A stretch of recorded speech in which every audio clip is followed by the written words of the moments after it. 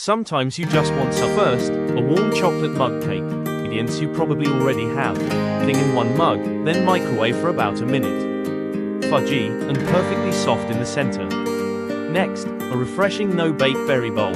Just yogurt, fresh berries, granola, and a drizzle of honey. Layer everything together and serve immediately. It's cool, creamy, and perfectly fresh.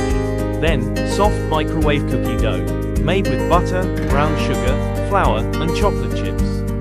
Mix it together and microwave for about 30 seconds. Soft, gooey, and perfect when you want something cozy. A quick homemade chocolate sauce. Just cocoa powder, sugar, and milk. Gently heat and stir until smooth and glossy.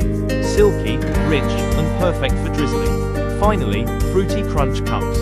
Crunchy cereal, melted chocolate, and fresh fruit. Press into molds and chill for a few minutes. Light, crunchy, and surprisingly refreshing. If you'd like these recipes written clearly to save or print, download the free 5-minute Sweet Fix ebook. The link is in the description.